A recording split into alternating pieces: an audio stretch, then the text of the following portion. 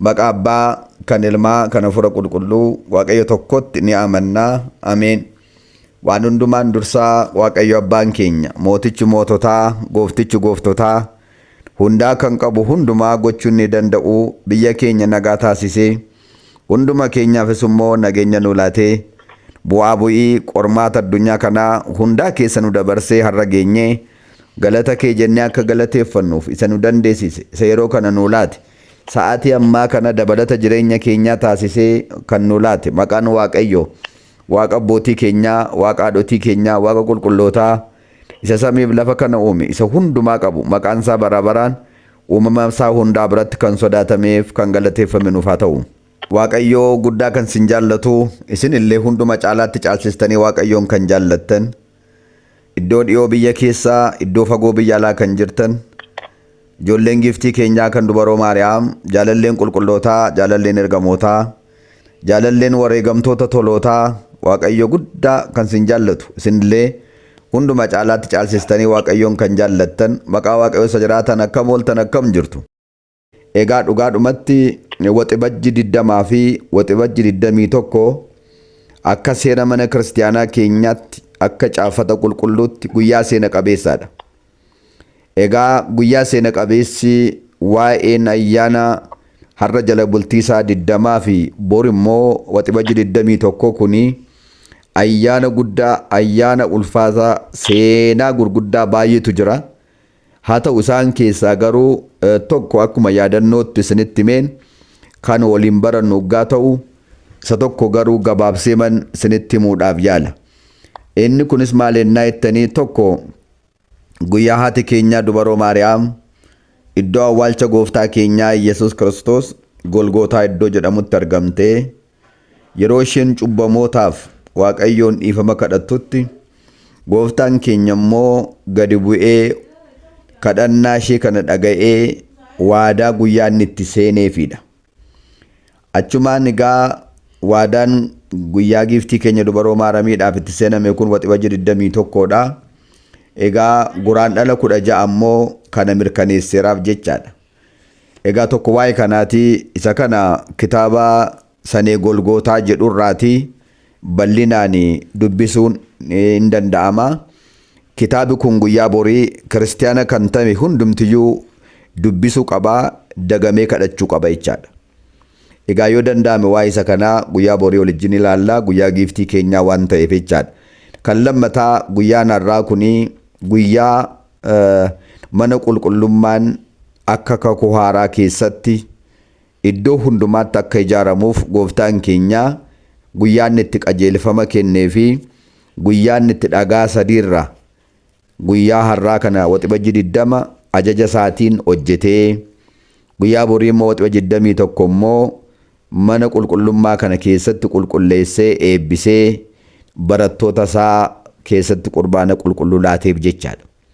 Kanaaf egaa har'a kan ilaallu akka jaalala Waaqayyootti waa'ee ijaarsa mana qulqullummaa isa kakuu haaraa keessatti Waaqayyo ajaa'iba guddaadhaan dhagaa sadiirraa hojjetee waxibajji 21 immoo eebbisee, bifa kanaan immoo lafa dhiigni koo cobetti, lafan iyyametti dhaqaa ijaaraa jedhee guyyaan itti barattoota isaatiif qajeelfama kennedha. Mana qulqullummaa guyyaa har'aa ijaaree qulqulleessee xumuree guyyaa lama gidduutti guyyaa borii immoo keessatti eebbise kun maqaa giftii keenya dubaroo Maariyaamii yaadannoo isheefis guyyaan itti taasisedha. Haa ta'u gaasa kana ilaalchisee barumsi keenya amma waa'ee mana qulqullummaa ta'aa jechaadha. Ka'umsi mata duree barumsa keenyaa kun immoo isin gidduu bulee akkan jiraadhuuf mana qulqullummaa koo naaf ijaaraa. Seera ba'uu boqonnaa 25 lakkoofsa 8. Egaa jecha kana kan dubbate Waaqayyoodha. Maal jedheeni, isin gidduu bulee akkan jiraadhuuf, isin gidduu bulee jiraadhee akkan sin eebbisuuf, isin gidduu bulee jiraadhee akkan sin fayyisuuf mana qulqullummaa koo akkaataa fakkeenya isa samii irraa sanaan akkaataa ani isinitti agarsiisuun naaf ijaaraa jedhee ajaja laate jechaadha. Ajaja kanas kan inni laate immoo abbaa keenya Museetti laate. Abbaan keenya Museen immoo seera ba'uu 25:8 irratti barreesse jechaadha. Egaa kun mana qulqullummaa yeroo jalqabaatiif dachee lafaa irratti akka ijaaramuuf ajaja waaqayyo kenneedha jechaadha. Egaa manni qulqullummaa sanaan dura samiirra ture malee lafarra hin jiru waan ta'eef fakkeenya samiirraa sanaan lafarratti naaf ijaaraa jedhee ajaja kana laatee jechaadha. Manni qulqullummaa samiirra akka jiraatu akka ture immoo ragaa kitaaba qulqulluu iddoo baay'eetti barreesseeti jira. Lama qofan isinitti hima. Tokko Matsaafa Raajii Isaayaas boqonnaa 6:1-8 dubbisaa. Mul'ata Yohaannis boqonnaa 19 lakkoomsa 11 dubbisaa. Caqasi kun manni qulqullummaa waaqarra akka jiru kan nutti agarsiisudha jechaadha.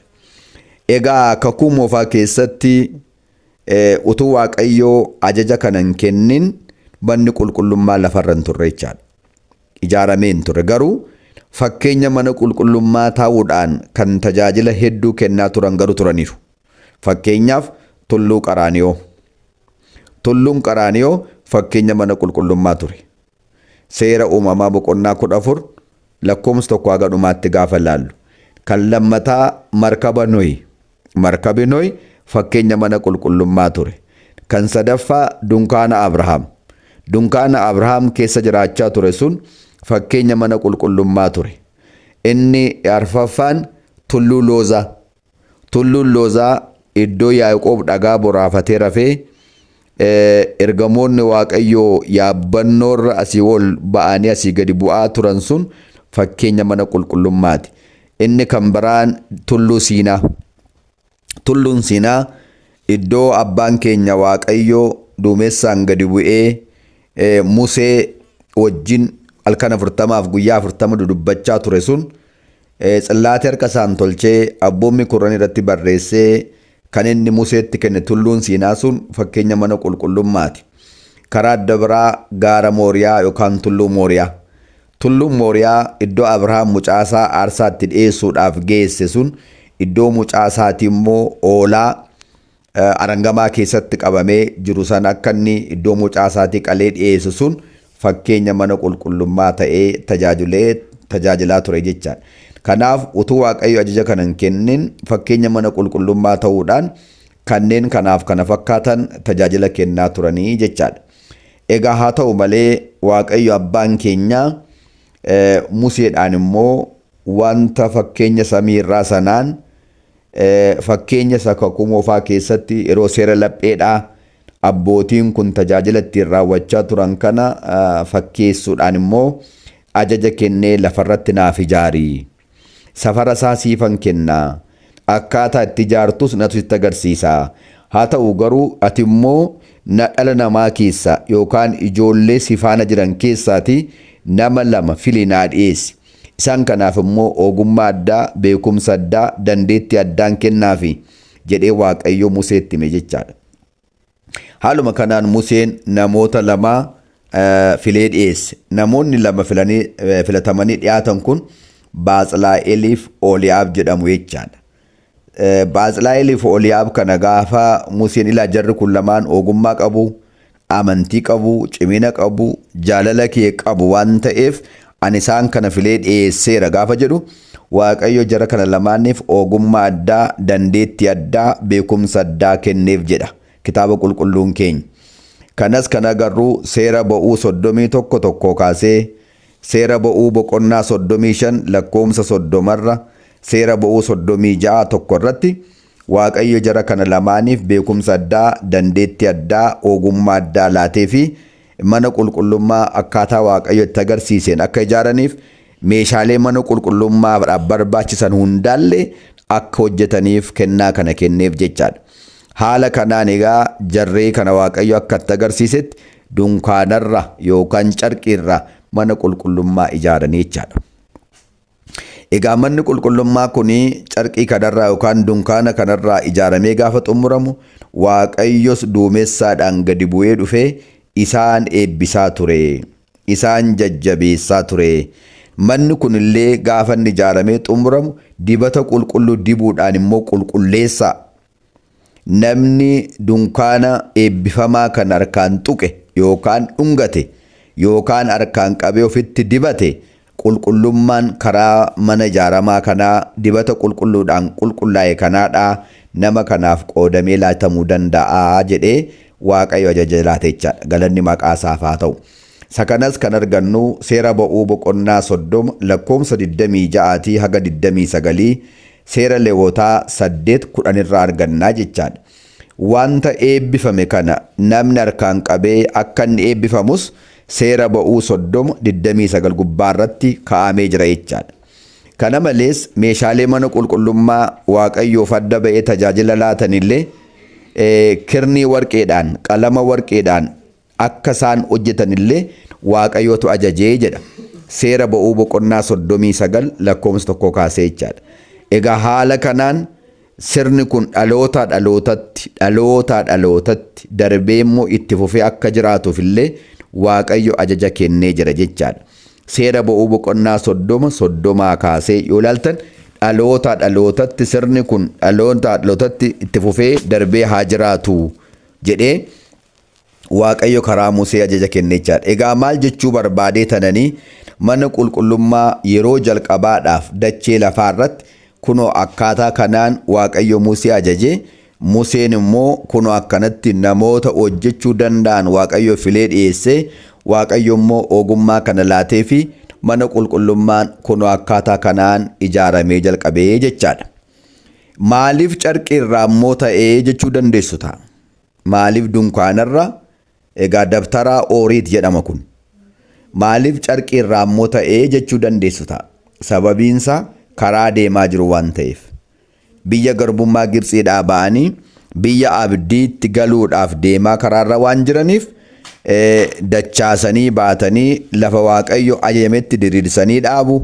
Achitti galata waaqayyoodhaaf dhiyeessu. Waaqayyo immoo duumessaan gadi bu'ee isaan eebbisaa ture. Karaarra deemaa jiru waan ta'eef jechaadha. Egaa itti fufee sirni kun erga Museen ka'ee booda immoo bara Saamu'eel bara lubicha Eelii ga'eera jechaadha. Bara lubicha Eelii tokkoffaa Matsaafa Saamu'eel boqonnaa 1 irratti gaafa agartan bara Eelii lubichi tajaajilaa turetti harmeen Saamu'eel gara mana qulqullummaa deemte. Gara mana qulqullummaa deemtee boossee wareegdee waaqayyoon kadhatte. Lubichi Eeliin kun immoo waaqayyo kadhannaa kee siif haa dhaga'u, deebii siif haa laatu jedhee jedha. Egaa manni qulqullummaa kun sakamennaa jettanii isa waaqayyo karaa Musee ajaja kenneedha jechaadha. Karaa adda biraa harmeen Saamu'eel kun mana kana keessatti hidhattee kadhattee deebii argatte. Gaafa waggaa 3 wareega wareegdee fi galata kennaa waaqayyoodhaaf dhiyeessitu mucaa kana afaan fuutee mana qulqullummaatti geessitee jedha. Egaa mana qulqullummaan kun Seeloo iddoo jedhamu ture. Achitti gaafa geessitullee Saamu'eel harkaa fuudhee lubi kun mana qulqullummaa keessa kaa'e. Qulqullummaadhaan mana qulqullummaa keessa utuu tajaajilaa jiru waaqayyollee Saamu'eelin waamee akka eebbise. Saamu'eelin waamee akka mul'ata itti agarsiisuu jalqabe caafamee jira jechaadha. Tokkoffaa Matsaafa Saamu'eel boqonnaa 3 lakkoofsa 11tti. Fakkeenyaaf ani garbichi kee sin dhagaa natti dubbadhu jechuudhaan. Egaa manni qulqullummaa kun sakame yoo jettan egaa isa waaqayyo Musee ajajee ture sanatu haga Saamu'eelitti jechaadha. Egaa oolumaa gala bara sana keessa ijoolleen Eelii lamaan qulqullummaan tajaajiluu waan didaniif abba'een isaanii immoo dheekkamuu waan dideef taaboti kunillee mana qulqullummaa kana keessaatii harka warra Filisxeemotaatti akka inni booji'amullee ta'ee ture jechaadha. Egaa dachee warra Filisxeemotaarraa aga ji'a 7 turee ajaa'iba hojjeteellee deebi'ee gaafa galu lubichi Eeliinis waan du'eef namni mana qulqullummaa sana immoo haalaan tajaajilullee waan dhibeef mana namicha maqaansaa Abnaadaab jedhamu waggaa 20 taa'ee jedha. Waggaa 20 taa'e. Namni tajaajilu haalaan waan dhibeef tokkoffaa Matsaafa Saamu'eel boqonnaa 7 argachuu dandeessu.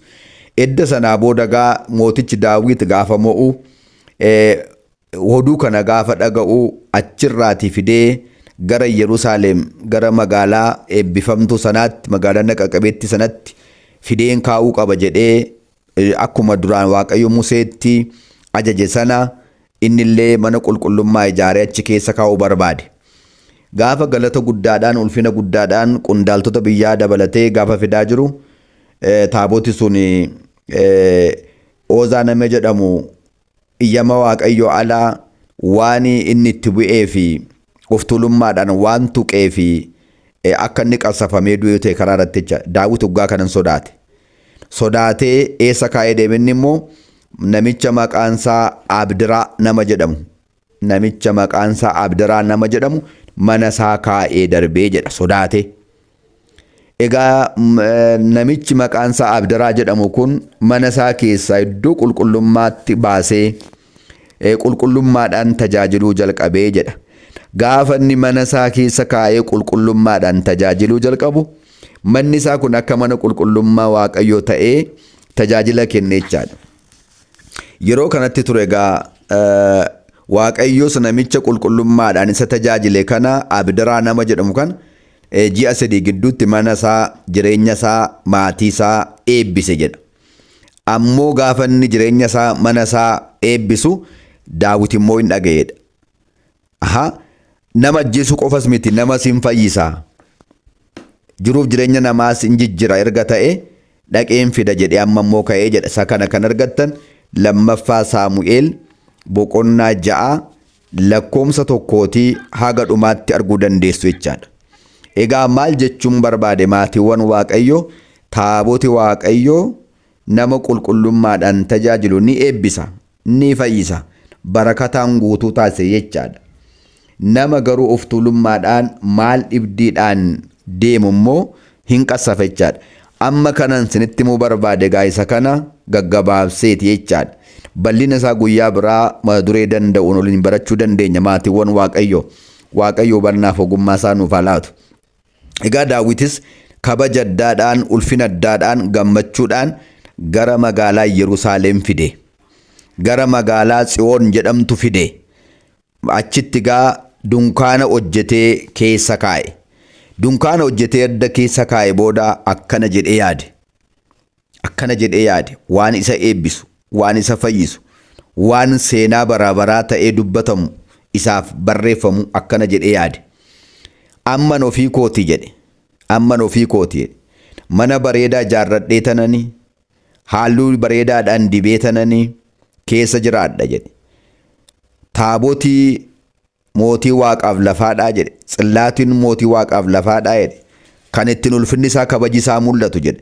Akkamittiin waggaatti akkamittiin bara amma kanaadhaa huccuudhaan kan hojjetamu yookaan carqiidhaan kan hojjetamu keessa ta'a. Kanaafuu dhagaa bareedaarraa muka bareedaarraan ijaaruufi qaba jedhee yaade jedha. Lammaffaa Saamu'eel boqonnaa 7 lakkoomsa 1 kaase. Waggaa kana ture egaa Waaqayyo immoo Daawitiidhaan akkana jedhe. Atillee naaf hin ijaartu. Sababiin isaa barruu keetu dhiiga waan ta'eef. Garuu waan mana naa ijaaruu yaaddeef garuu si eebbiseera. Siin immoo maqaa keeyyuu nama akka yaada kootii siin jedheera jedhe. Libba Amlaak jedhamee saama waamamu kan jechaadha. Libba Amlaak yookaan nama yaada Waaqayyoo qabu kan jedhamee waamamuu danda'a asirratti jechaadha. Kan naaf ijaaru garuu waanuma yaaddeef si eebbiseera. Garuu immoo kan naaf ijaaru mucaa sirraa dhalatu. Mucaa jilba kee keessaa ba'utu naaf ijaara malee ati naaf hin ijaartu jedhe. Innis eenyudha? Solomoontu naaf ijaara jedhe. Egaa Solomoon kun gaafa dhalate maqaansaa Yididiyaa kan jedhame. Boodarra garuu Solomoon kan jedhame. Yididiyaa jechuun Waaqa fuulduratti kan jaallatame jechaadha. Solomoon jechuun immoo naga qabeessa jechaadha. Isatu naaf ijaara jedhe. Egaa Daawit amma kana dhaga'uu isaattu ni gammade. Kanaaf egaa edda biyya Gibxiidhaa ba'anii waggaa 480 booda Daawit gaa mana kana ijaaruudhaaf jalqabee jechaadha. Maaliin dhagaa gata qabeessaa fi mukarraatii waanuma cimaa ta'eerraatii jechaadha. Akkaataa kanaan mana qulqullummaadhaa Yerusaalem keessatti akka Solomoon ijaaru ta'e. Solomoon akka inni ijaaramuuf filatame kana Daawit gammadee maal godhe jedhaa? Birrii olitti buusu jalqabe. Uummata walitti qabee birrii buusuu jalqabe jedha. Kanaaf ofii isaatii warqee baay'ee fidee dhangalaase. Birrii baay'ee dhangalaase. dhagaa gurraacha ijaarsaaf ta'u iddoo garaagaraadhaa fidee walitti kuuse. Edda sanaa booda ummataanis buusaa jedhe. Ummatis isa fakkaatanii buusan. Birriin lafa guute. Yeroo kana Daawit akkana jedhe. Yaa Waaqayyo, ani eenyudha? Ummati kunis eenyudha? Amma nuyi birrii mana ijaarsaaf siif laannu kuni jedhe. Simarraa kan arganneedha jedhe. Kanumatu nuu laatte deebisnee siif laanne jedhe. Galata kee haa ta'u jedhe. Kanaafuu nuyi kara deemtuudha, nuyi gaaddidduudha jedhe. Kanaaf kennaa keenya kan nuuf fudhadhu jedhee galata Waaqaaf dhiyeesse jechaadha. Isa kana kan argannu tokkoffaa Matsaafa Seenaa Baraa boqonnaa 29 lakkoofsa 1 kaasnee arguu dandeenya jechaadha. Egaa maatiiwwan Waaqayyo har'as mana Waaqayyo ijaaruudhaaf kan namooti birrii walitti buusan, kan qabanirraa fidanii walitti gurmeessinu Daawitirraa barree jechaadha. Egaa mana Waaqayyo kan ammoo kan ijaaru hunda miti. Warra barruun isaanii qulqulluu ta'e, warra Waaqayyo filatetu ijaara. Kanaafuu kanaan filamuun waa guddaadha. Kanaaf amma iddoo garaagaraatti namoonni carraa kan argatanii mana Waaqaa ijaaraa jiran Waaqayyo tiyyamnaaniin malee hundumti ijaaruu hin danda'u. Kanaafuu adaraa keessan kanan jedhu kan gurra sagalee kana dhageessan mana Waaqayyo ijaaruudhaaf hoggaa filatamtan egaa haga mana sana ijaartanii xumurtanitti boqonnaan fudhatinaa. Daawit hanga mana Waaqayyo ijaaree xumuratteedhe. Hanga manni Waaqayyo mootii Waaqaaf lafaa ijaaramee xumuramuu argutti jedhe. Ani riban qabu, rafuus hin qabu jedhe. Kanaaf akkanattiin birrii walitti guutuu jalqabe. Edda birrii kan walitti qabsiisee booda immoo gara Solomoon dhaqee akkana jedhe. Yaa mucaa koo nama ta'i jedhe. Yaa mucaa koo nama ta'i. Nama ta'etu mana Waaqaa ijaara waan ta'eef. Nama ta'etu waan filatamaa kanaaf jaallatamaa kana hojjeta waan ta'eef. Nama ta'etu hojii seena qabeessaa, hojii galgala namaa tolchuu hojjeta waan ta'eef nama ta'e jedhe. Egaa akka jana jedhe booda Waaqayyo si filateera. Mootii Israa'el akka taatu si filateera. Mana isaa akka ijaartuuf iddoo bultoo isaa akka ijaartuuf si filateera. Nama ta'e jedhe. Gurra kan qabdan sinis nama ta'a mana Waaqaa ijaaraa. Nama ta'a Waaqayyoodhaaf hojjedha. Kana caalaa wanti barbaachisu tokkoyyuu hin jiru biyya lafaa irratti galaa kan namaaf ta'u. Kanaaf Solomoonis abba'ee isaarraa imaanaa kana fuudhe. Kana kan argannu tokkoffaa Matsaafa Moototaa boqonnaa 2 lakkoofsa 1 kaasnee agarra. Solomoonis gaafa kana dhaga'u akkana jedhe. Aarsaa Waaqayyoodhaaf dhiyeesse. Waaqayyoos aarsaa isaa kana ni fudhateef. Maal akkan si godhu barbaaddaa jedhees gaafate. Yaa Waaqayyoo, an kanan si kadhadhu ogummaa naa kennii, beekumsa naa kennii, dandeettii naa kennii, kanan ittiin uummata kee geggeessu, kan ittiin mana kee ijaaru ogummaa naa kennii, beekumsa naa kennii, hubannaa naa kennii jedhee kadhatee jedha. Waa sadii jiran hubadhaa. Waa sadan kun dhala namaadhaaf barbaachisoo fi ijoodha. Namni kun itti irratti jiran ofumaa joonjaa. Ogummaa, beekumsa, hubannaa naa kenni jedhe. Waaqayyo suggaa kana Solomoonitti baay'ee gammade jedha. Birrii nan kadhanne jedhe. Gorsaa nan kadhanne jedhe. Yookaan immoo loltuu si cina dhaabatanii si geggeessan nan kadhanne jedhe. Wanta ati na kadhachuu qabdu baay'ee nutu jiru.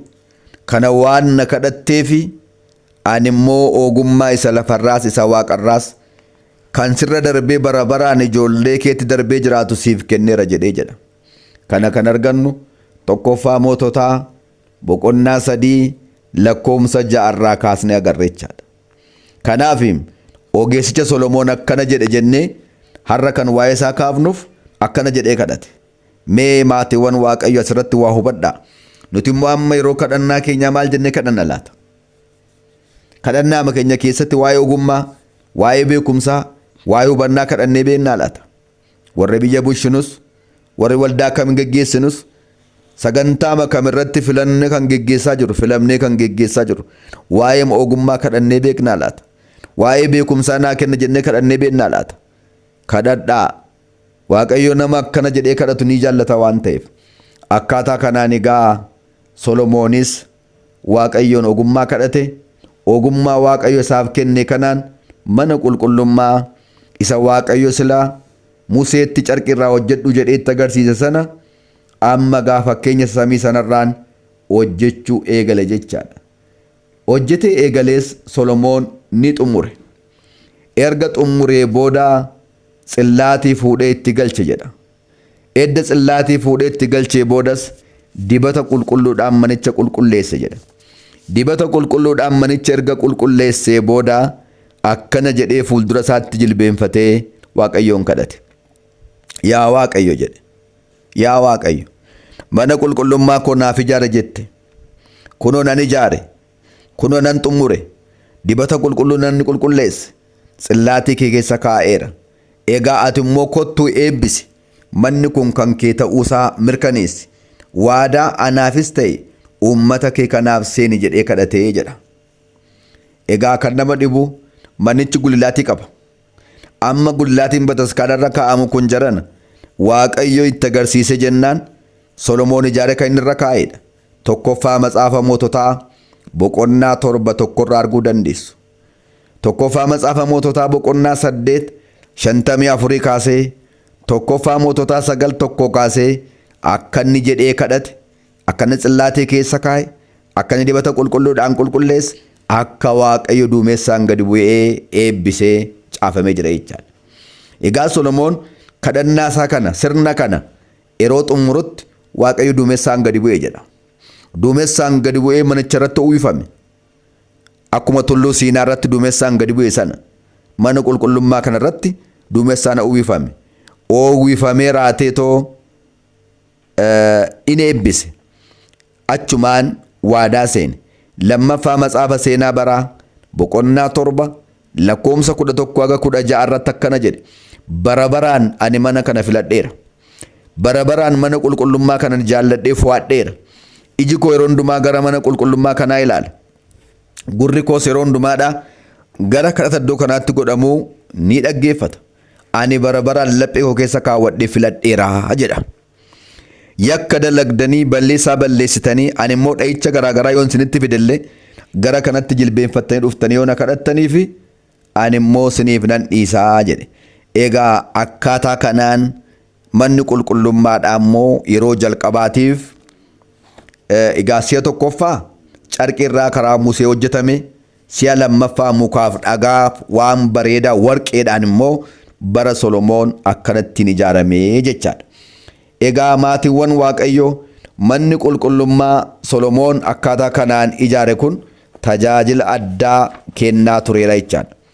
Tajaajila addaa utuu addaan hin citin erga kennaa turee booda Israa'eloonni waan yakka dalaganii Waaqayyoon aarsaniif manni qulqullummaa kun Naabukadnezoriidhaan akka inni diigamuu ta'e jechaadha.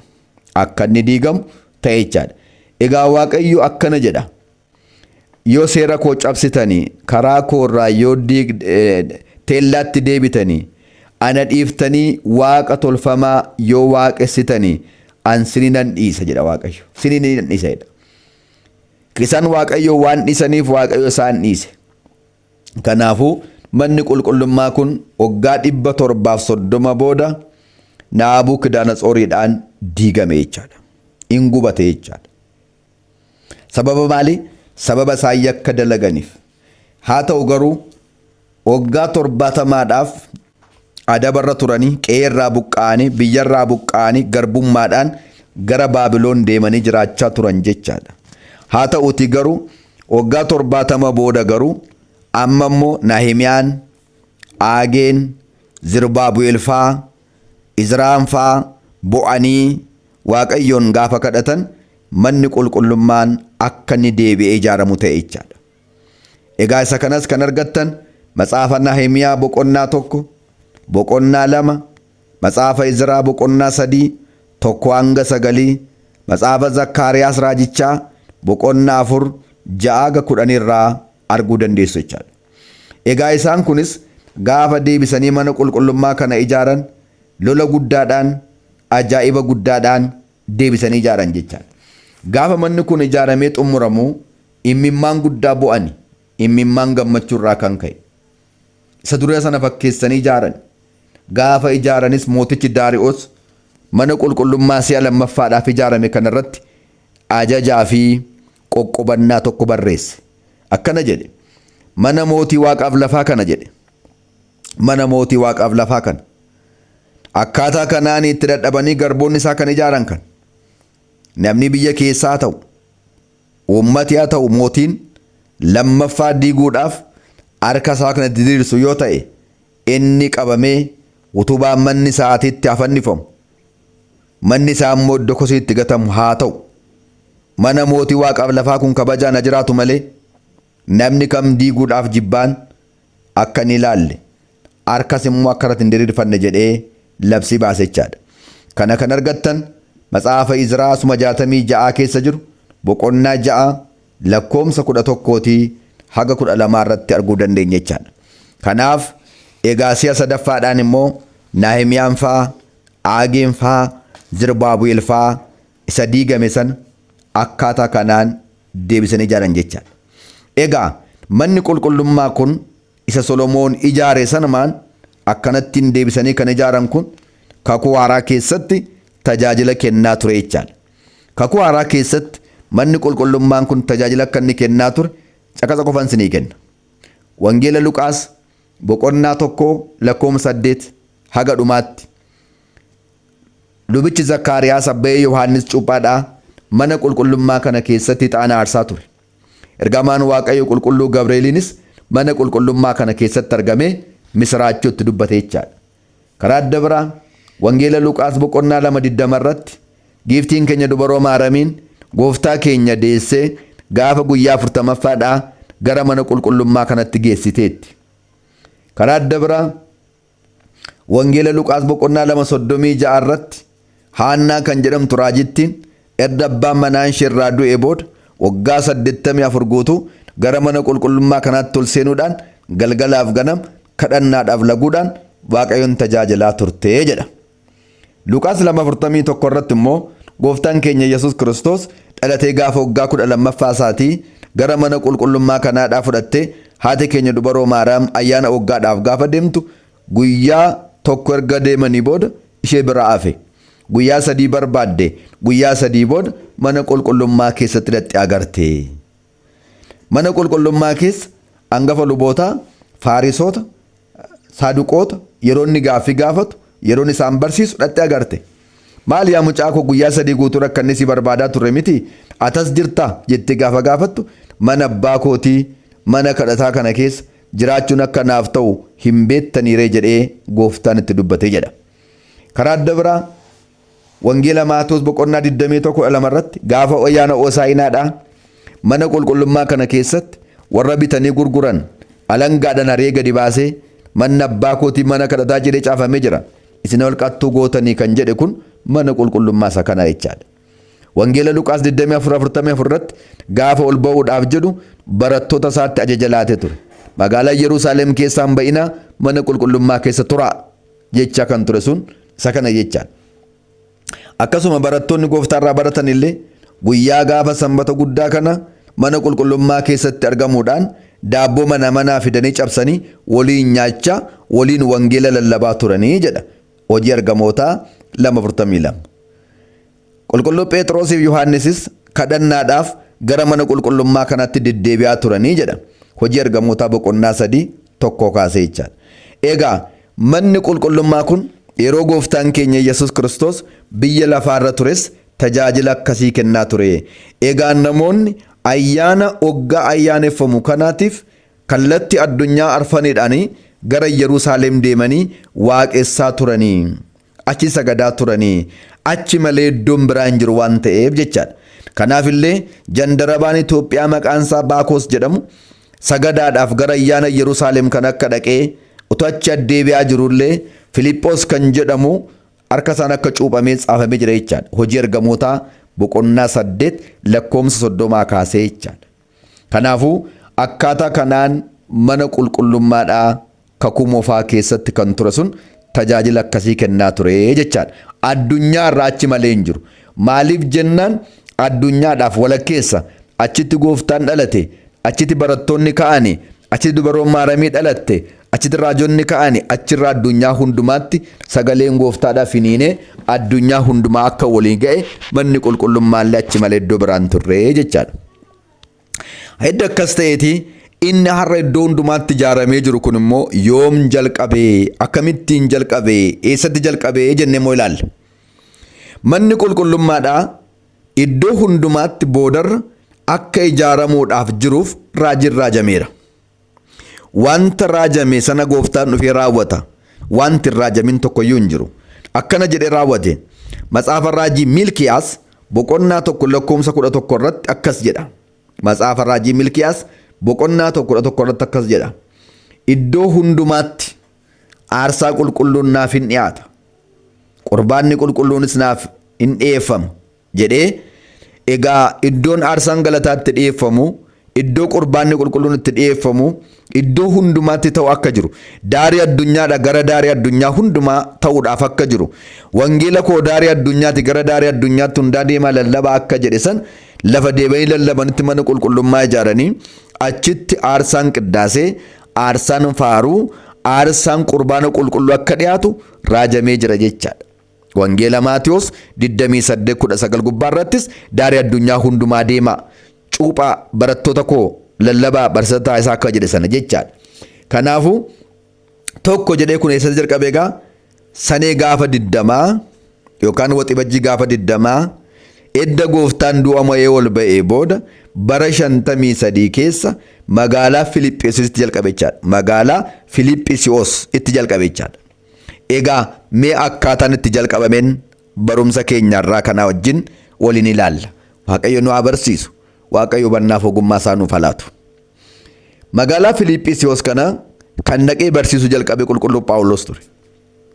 Magaalaan Filiphisiyoos keessa kan jiraatan namoonni waaqa tolfamaa waaqessu turan. Waaqa tolfamaa isaaniitiifis immoo mana gurguddaa baay'ee ijaaranii keessatti waaqessu turan.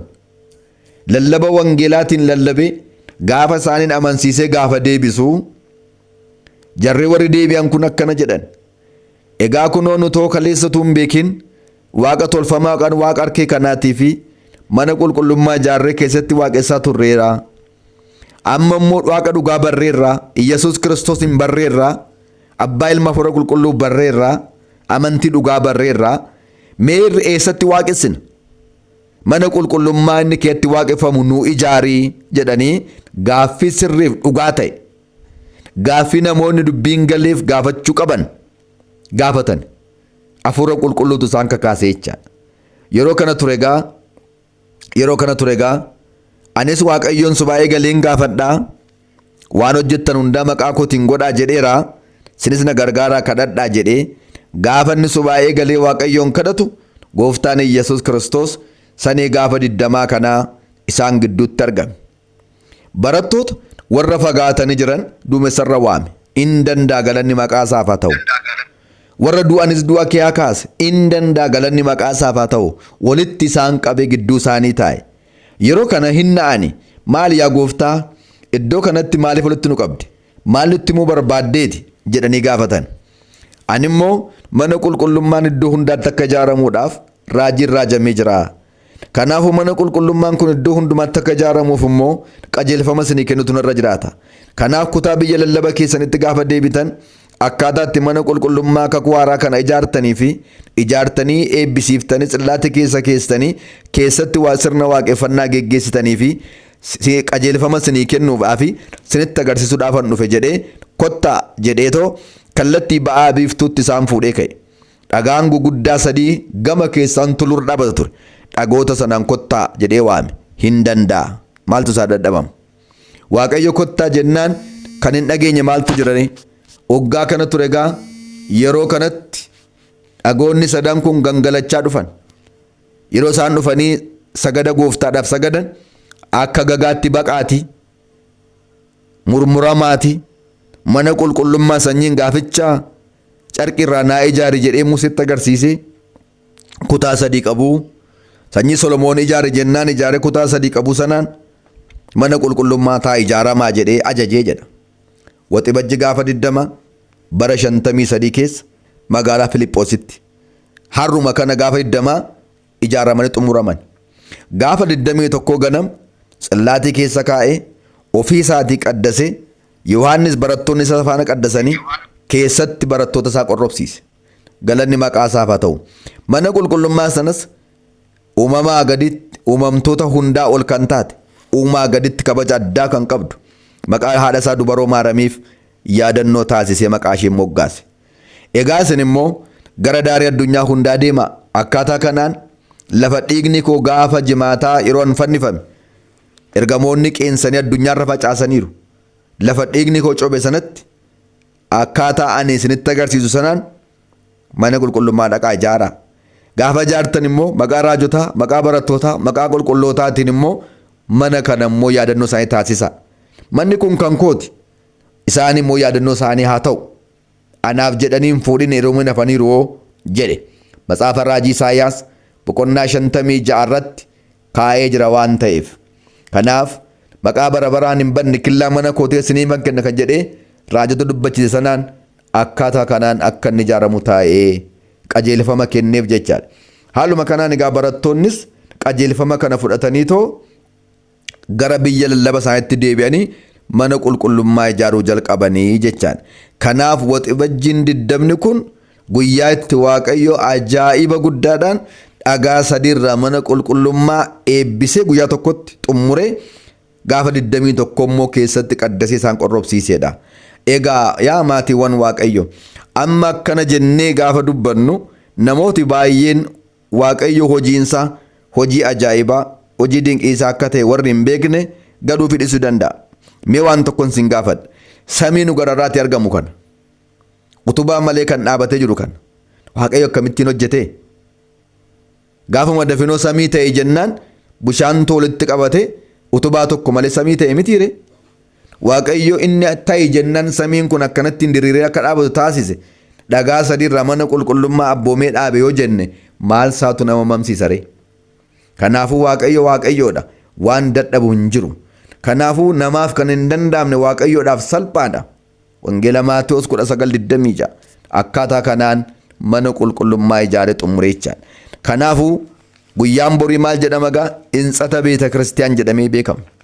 Guyyaatti Waaqayyo mana qulqullummaa eebbisee sanii gaafa 20 ajaa'ibaan amma ijaaree xumure gaafa 21 immoo eebbisee keessatti immoo qaddasee barattoota isaa maatiiwwan isaa keessatti qorrobsiisedha jechaadha. Egaa oolumaa galatti maatiiwwan Waaqayyo hundaa gochuu danda'a. Har'a immoo maaliif naa ijaaraa jedha reeshi? Maaliif taammee kanaan nuuf hin ijaaru?